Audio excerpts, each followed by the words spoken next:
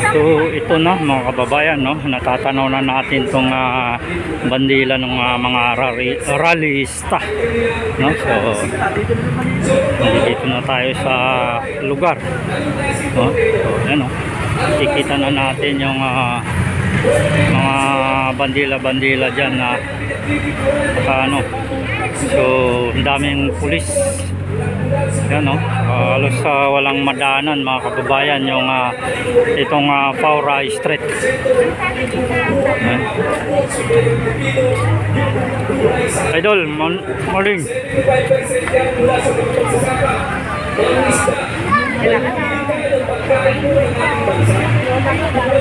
Ay, pala.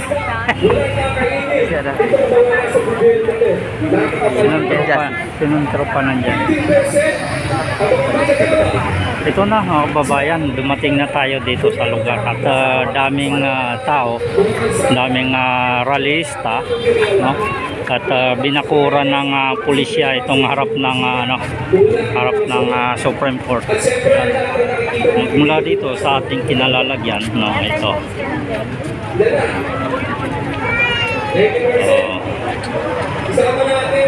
Unahan ba tayo? Doon tayo. Kukuhanan mo na sa harap. Ano siya?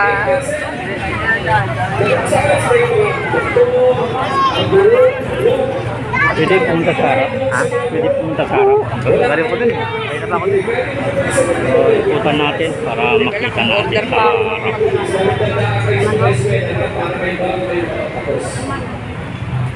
Ikot tayo, no, para makita natin sa harap. Kasi dito tayo sa likod na portion.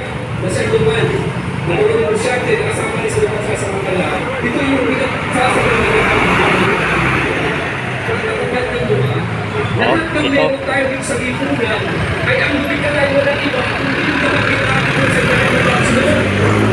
So, ganun pa rin ang sitwasyon mga kababayan at nakikita natin sa kanilang mga karatula, no, litisin Sara, no, impeach Sara Duterte.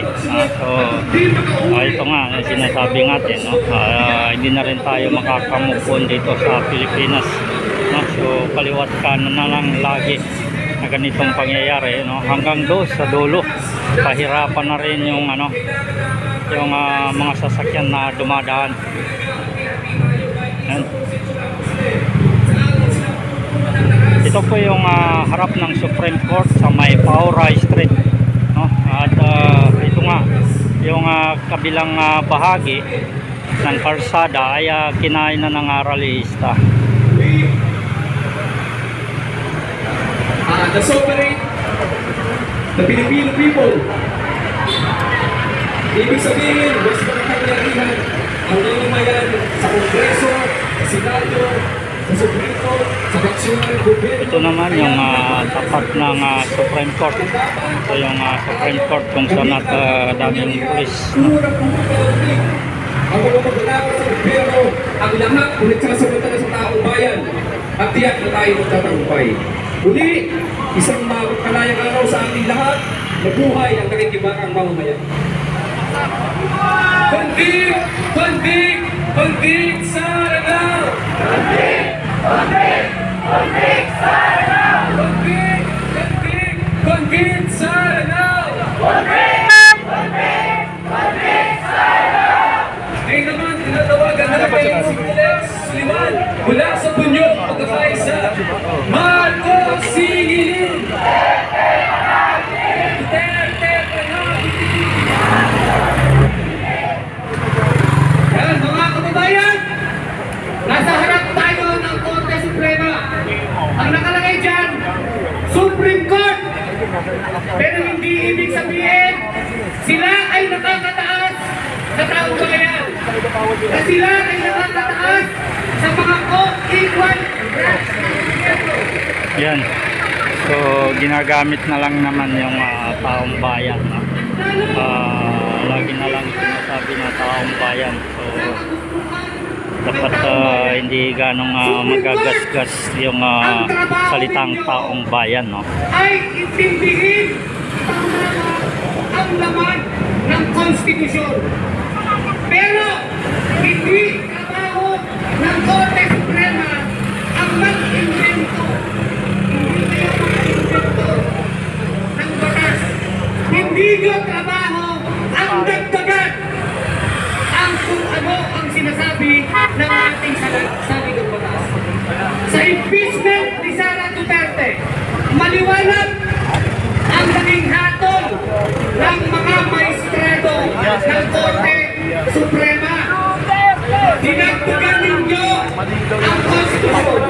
yung wala sa konstitusyon, pinagdagan nitong mga maestro.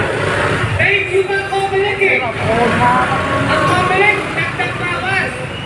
Diba ang Comelec, dagdag bawas? Itong Korte Suprema, dagdag. Ang tanong lang naman yan, hindi natin na yung talong-talong. Magkano?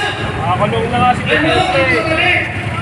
Dapat nadagdag nyo ang provisyon sa konstitusyon. Pero nagbubulag-bulagan ang mga maestrado ng Korte Suprema sa espiritu at esensya ng ating saligang batas. Ano ang esensya na yan? Pananagutan sa Ingles, accountability. Pananagutan at accountability. Forthwith, agad-agad, immediately.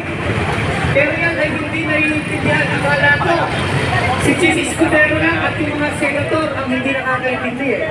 Kahit pala ang mga maestrado ng Korte Suprema na matataas ang mga pinag-aralan, ang pinaka-basic ay hindi nila naiintindihan. O kung naiintindihan man nila, ay ayaw nilang intindihin at ipatupad. Nananawagan tayo sa Korte Suprema. Itama ninyo ang desisyon ninyo. Itama ninyo ang desisyon ninyo. O resign! Panawagan ko po yun ha, ewan ko sa inyo.